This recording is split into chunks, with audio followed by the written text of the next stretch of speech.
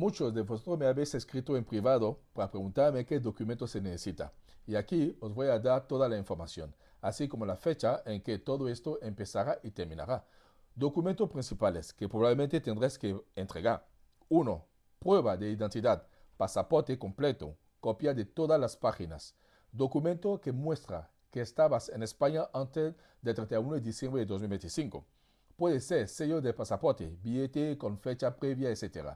2. Prueba de presencia, residencia continua, para demostrar que has vivido al menos 5 meses continuados en España. Podrás usar distintos documentos públicos o privados. Certificado de empadronamiento, idealmente históricos. Facturas de servicios a tu nombre, luz, gas, agua, internet, etc. Registro de citas médicas o tratamientos. Contrato de alquiler o recibo de pago de rentas. Extractos bancarios con fechas, billetes o documentos con fechas que prueban estancia, envío de dinero con fechas, cualquier documento con tu nombre y fecha demostrado presencia en España. Lo importante es que no pueden huecos grandes sin evidencia. Durante esos 5 meses, 3. Certificado de antecedentes penales. Certificado de antecedentes de España. Se lo puede obtener y certificado de antecedente de tu país de origen y de otros países donde hayas vivido.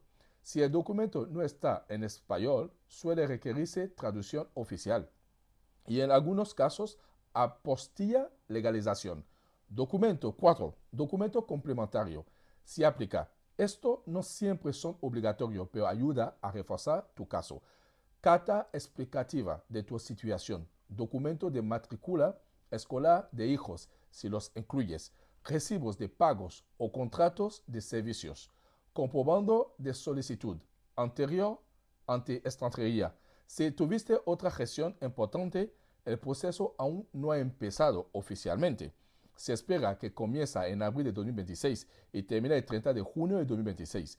Para presentar solicitud consejo, utiliza antes de presentar. Empieza a reunir los documentos con anticipación, porque algunos tardas en obtenerse, como antecedentes penales o empadronamiento históricos.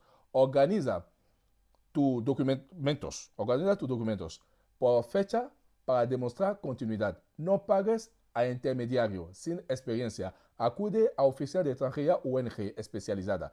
Las personas que no han visto la primera parte del video pueden suscribirse a mi cuenta y verlos. Buena suerte.